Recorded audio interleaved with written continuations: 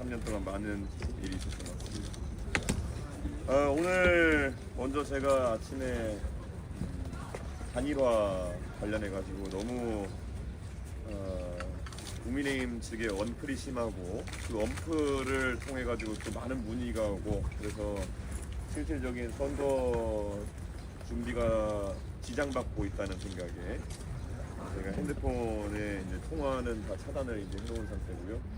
그래서 혹시 언론인들께서 소통하실 일이 있으시면은 저희 대변인들이나 또 저희 비서실장 통해서 문의 주시면은 제가 그건 또 바로 응대할 수 있도록 하겠습니다. 다만 뭐 단일화 관련 질문인지 안 해주셔도 될 것 같아요. 네, 저는 의미가 없다 이렇게 말씀드리고요. 방금 전에 또 상당히 공신력 있는 여론조사 기관인 기관들의 연합체인 NBS 조사에서 이건 가상번호 면접 조사니까 상당히 정확한 조사일 텐데 10%대의 지지율이 나오기 시작했습니다. 결국 지난 토론 이후로 한 주 동안에 한 3% 정도의 순상승이 있었다 볼 수 있을 텐데요. 저는 이 속도가 가속화될 것이다 이런 생각을 하고 있습니다.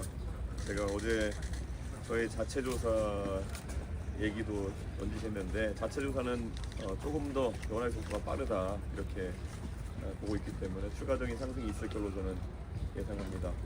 그리고 저는 선거를 치르면서 미래를 많이 얘기합니다. 그래서 미래라고 하는 것은 대한민국의 젊은 세대가 바라는 아젠다들이 국민연금 문제라든지 아니면은 복지에 대한 문제라든지 정부 효율화의 문제라든지 이런 것들이 다뤄지기를 바라는 마음도 있을 것이고요. 한편으로는 지금까지 젊은 세대가 정치 영역뿐만 아니라 사회 영역에서 또 그리고 뭐 여러 영역에서 회사에서도 겪어오고 있을 가스라이팅에서 좀 자유로워지게 하고 싶은 마음도 있습니다. 너는 젊으니까 좀 기다려. 너는 어리니까 안 돼. 이번엔 네 기회가 아니야. 다음번에 밀어줄게. 이런 모두 다 거짓말인 것을 알고 있는 가스라이팅으로 젊은 세대의 사회 진출을 그리고 부상을 막아왔던 사람들이 있다면은 보수 진보 막론하고 그들과 당당하게 맞서겠다는 것이 이번 선거에서의 제 포부 중에 하나입니다. 그래서 단일화 얘기 아무리 해도 제가 거기에 대해서 완강한 것이 그런 과거의 문법으로 이번 선거를 치러낼 수는 없다는 그런 인식 때문입니다. 네. 혹시 질문 있으십니까? 오늘 이번 주 금요일에 TV 토론도 있고 단일화도 안 하시겠다고 말씀하셨는데 네. 이번 주에 좀 예상하시는 목표치 아니면 좀 달성하시고 싶은 목표치가 있으신가요? 지난 TV 토론이 이제 일요일에 있었고 그래서 아마 주말이라서 시청률이 조금은 뭐 드라마 등의 경쟁과 이런 것 때문에 좀 높지 않았던 걸로 파악됩니다. 그래서 이번 TV 토론은 더 많은 국민들이 시청할 수 있으면 좋겠고 지난 TV 토론은 보신 분은 다 알겠지만은 이재명 후보 측에서 침대 축구를 구사해서 웬만한 내용엔 답을 하지 않고 전부 다 뭐 극단적이라느니 뭐 단순하지 말라느니 이런 얘기로 튕겨내려고 하다가 제가 침대에 누워있는 사람을 억지로 끌어올려가지고 이렇게 혼낸 케이스거든요. 그렇기 때문에 이번엔 그런데 이재명 후보도 뭐 제가 알기로는 자존심이 센 사람이기 때문에 다시 본인이 그런 침대에 누워있는 자세로 토론을 시작하진 않을 겁니다. 그래서 나름의 이제 목적을 가지고 저에게 뭐 네거티브도 시도하고 이럴 것 같은데 저는 이재명 후보의 그런 전략은 이미 간파됐고 또한 뭐 자신 있게 대처할 것이고요. 원래 그렇게 큰 기술 걸다가 되치기 당하면은 더 처참한 것일 것이라는 것을 보여드리겠습니다. 다른 질문 있으신가요? 네. 경인방송 이다원 기자라고 합니다. 네. 이제 타 후보님들하고 좀 다른 행보를 좀 걷고 계시는데 네. 이제 후보님께 청년이란 좀 어떤 의미가 있는지 그리고 또 인천 지역에 오신 만큼 인천 지역 관련된 공약에서 혹시 하신 말씀 있으신가요? 제가 젊은 세대를 위한 공약을 특별히 많이 낸 것도 아닙니다. 다만 제가 미래를 봤을 때 대한민국의 지속 가능한 미래를 계속 그려왔는데 그것에 대해서 아무래도 더 오랜 기간 대한민국을 책임져야 할 젊은 세대가 더 많은 관심을 가지는 것이 아닌가 그런 생각을 하고 있습니다. 그 인천 지역 현안들은 뭐 저도 잘 알고 있습니다. 하지만 이번 선거의 제 목표 중에 하나가 아까 제가 말했지만 제가 뭐 3년 전에 유정복 시장 선거도 독보하면서 이 지역의 SOC 사업이나 현안들을 모르는 것은 아닙니다만은 그런 것들을 과도하게 열거하지 않으려고 하는 그런 약간 목표가 있습니다. 특히 지난 TV 토론에서도 지적했듯이 뭐 이재명 후보가 그런 거 하고 다니면서 제2중앙경찰학교를 여러 곳에 복수 공약한다든지 아니면 그거 외에도 저희가 찾아보니까 뭐 말도 안 되는 것을 중복 공약 많이 했더라고요. 저는 그렇게 되지 않기를 바란다 이렇게 말씀드리고요. 다만 인천은 대한민국의 관문 도시로서 저는 인천 지역의 그런 인프라가 잘 활용되길 바랍니다. 제가 부산에 가서 부산이 국제금융도시로서 성장하길 바란다라는 말을 했다면은 저는 송도 같은 경우에는 원래 기획되었던 대로 국제도시화해서 아시아 태평양 지역에 많은 기업의 헤드쿼터가 들어올 수 있는 그런 환경을 만들어야 된다. 특히 중국과 홍콩의 그런 최근의 정치적인 상황 때문에 아시아 퍼시픽 헤드쿼터를 옮기려고 하는 기업들이 상당히 있는데 사실 지난 2, 3년 동안 윤석열 정부에서는 그것을 유치하기 위한 적극적 행동을 하지 않았습니다. 저는 인천의 미래는 국제도시화하는 것에 있다 이렇게 보고 그것에 가장 힘을 쓰도록 하겠습니다. 네, 그 앞에 계신 기자님 네. 오늘 함익병 장관님이 50대 남성들은 문자동에 안 가본 사람이 없다라고 발언하셨는데 혹시 어떻게 생각하세요? 뭐 함익병 원장이야 정치를 하시는 분이라기보다는 실제로 뭐 병원을 크게 경영하시고 이랬던 분이기 때문에 그런 차원에서 뭐 본인과 주변인들의 경험을 말씀하신 것이 아닐까 그런 생각을 합니다. 그리고 함익병 원장도 그런 말씀하실 때는 뭐 그게 자발적으로 그런 곳에 간다기보다는 비즈니스적인 관계 속에서 상대 때문에 그렇게 가는 경우도 있다 정도로 북한에서 말씀하신 걸로 알고 있습니다. 그래서 오히려 함익병 원장이 이야기한 것도 그 지기현 판사의 그런 일탈 행위를 넘어서 뭐 지적할 부분이 있으면 오히려 우리도 지적하겠다는 취지로 좀 보이고 그 지적할 만한 행위에 대한 구체적인 내용을 빨리 공개하라는 취지인 것으로 저는 이해하고 있습니다. 그 양양대 선대위원장이 정권 거래 누군지 안 밝히면 자작극이라고 하겠다고 했는데 밝힐 의향 있으신지 이 발언 어떻게 보시는지?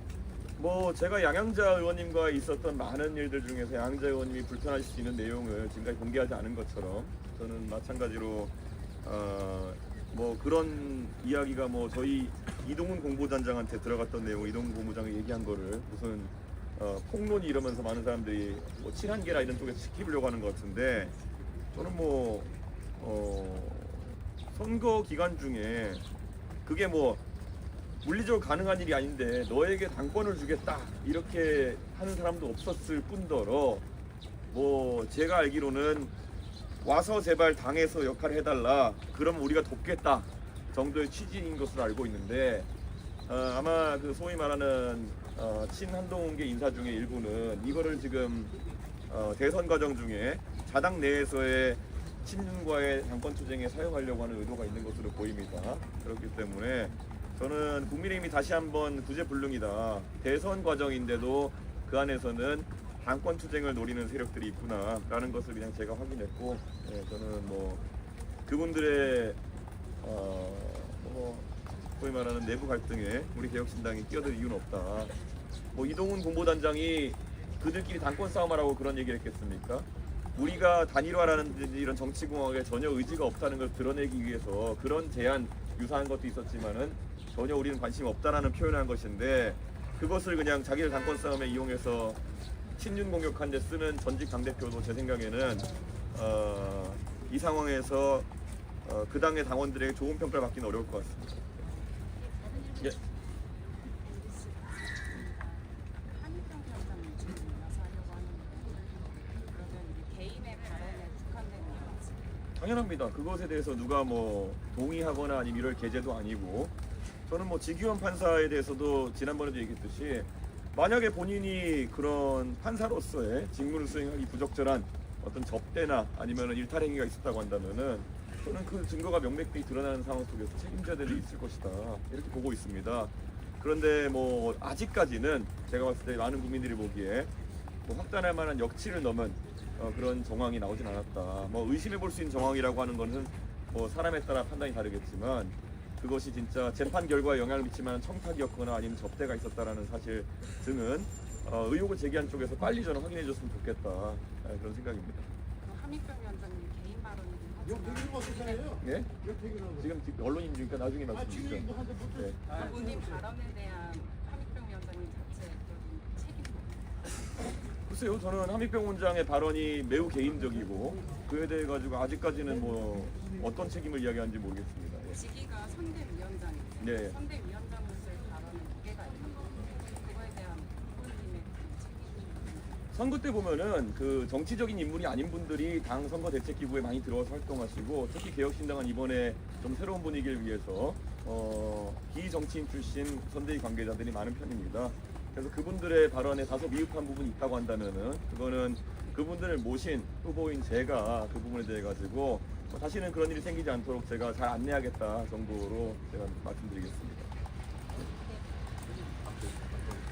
이번에 지지율이 오늘 나왔는데 많이 선택되긴 하지만 그래도 아직은 조금 이게 아쉬우실 것 같은데 네. 좀 앞으로 더 올리기 위한 전략이랑 그리고 이번에 TV 토론에서 좀 구체적으로 어떻게 하실 건지 전략을 여론조사를 보면은 이제 양자 구도에서 예를 들어 이재명 후보와 예를 들어 이준석과 이재명 후보와 김문수 후보 이렇게 붙이면은 저랑 붙였을 때 제가 아직까지 보수 일각에서 저를 뭐 탐탁장게 생각하는 분들이 있기 때문에 저에 대한 지지율이 김문수 후보다 외견상 적어 보이지만 한편으론 이재명 후보의 지지율은 저랑 붙었을 때 더 낮게 나오는 현상이 지금 발견되고 있습니다. 그게 우리가 흔히 말하는 확장성 또는 연성 민주당 지지층의 표를 가져올 수 있는 능력이다. 저는 이렇게 생각합니다. 그렇기 때문에 저는 뭐 당연히 제가 보수 진보 가리지 않고 조금씩 더 확장해 나가는 모습을 보이고 있다. 이렇게 생각하고요.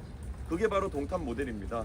동탄 모델의 끝에 승리가 있을 수도 있고 약간 숫자가 부족하면은 승리가 아닐 수도 있습니다. 하지만 우리는 처음부터 동탄 모델을 이야기했고 그 결과가 나오길 기대하고 있습니다. 그리고 제가 단일화에 대해 가지고 굉장히 부정적으로 이야기하는 이유 중에 하나가 동탄 주민과의 약속이기도 합니다. 동탄 주민들께서 지난 어려운 총선에서 저에게 신뢰를 보여주신 것은 앞으로 똑바르게 정치하고 그리고 그 과정 속에서 흔들리지 않으면은 동탄 주민들이 밀어준다는 생각을 하시는 거거든요.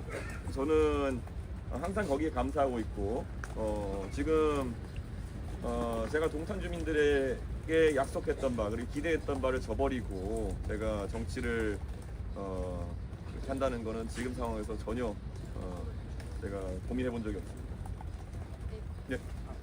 함익병 원장님이 말씀하신 것 중에 이준석 실어라는 시민 발언에 대해서 말씀하시면 본인이 보기에 선거 도장이라거나 그렇게 말씀하셨다는 건데 인쇄하시다가 그런 말씀 많이 들으실 텐데 본인께서 그런 말을 들을 때 어떤 저 냉정하게 같이 이제 선거 현장 가보신 분들 알겠지만은 냉정하게 작정하고 그렇게 오신 분 몇 분 빼놓고는 저한테 그런 말씀하시는 분이 많지는 않거든요. 예, 제가 예를 들어 여기 어제도 대학에 가서 이렇게 학식 먹는 이벤트가 있었을 때 거의 한 제가 보기엔 400분 정도가 저한테 사진을 찍어달라고 하신 분들이 있었고 한 2분 정도가 저한테 와서 뭐 다른 의견 제시한 분이 있었던 것 같은데 저는 뭐 그런 게 있었습니다. 오히려 저한테 메시지로 날아온 것 중에 하나가 본인이 저한테 항의하려고 찾아왔었는데 본인이 항의하러 찾아왔다가 제가 그 대학생들과 대화하는 걸 보고 자기가 오해했다고 생각해가지고 마음을 접었다고 저한테 문자 보낸 페이스북 메시지 보내신 분이 있거든요. 저는 그런 어떤 온라인상의 그런 어떤 공격과 실제 현장에서 벌어지는 것은 다 다르다 그런 생각을 합니다. 네. 저 오늘 최현일 함장님과 유튜브 대담 잘 봤는데요. 네. 후보님께서 당선이 되실 경우에 천안함이라든지 국방이라든지 보훈 관련 좀 추진하고 싶은 공약이나 계획이 구체적으로 있어요? 저는 보훈이라는 것이 거창한 그런 공약이나 얼마를 주겠다, 얼마를 약속한다 이런 문제가 아니라 결국은 국가를 지키려고 했던 그런 영웅들 아니면 영웅까지는 아니더라도 정말 산화했던 그 안타까운 장병들에 대해 가지고 고마움을 가질 수 있는 것에부터 시작한다 이렇게 생각합니다. 최원일 함장님과의 오늘 대화에서도 그분들이 결국엔 PTSD를 겪는 지점이 정말 동료를 잃은 슬픔 속에 살아가고 있는 그분들에게 계속 정치적인 이유로 공격을 가하는 것 때문이다 이렇게 생각합니다. 저는 북한의 어뢰 공격으로 산화한 장병들을 조롱하고 욕보이는 일에 그것에 어떤 긍정적인 효과나 기대 효과가 있는지 잘 모르겠습니다. 그래서 저는 제가 대통령이 된다면은 정말 서해를 지키다 산화한 우리의 장병들 제가 꼭 그 명예를 최대한으로 회복할 수 있도록 그렇게 하겠습니다. 여기까지 하겠습니다. 네. 질문 없으신 것 같아요. 예, 감사합니다. 예.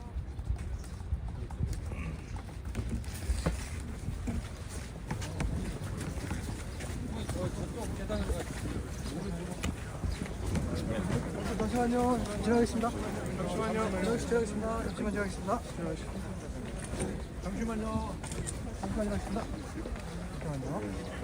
시청업체 전력에서. 잠시만 지나가겠습니다. 예. 예. 잠시 지나가겠습니다.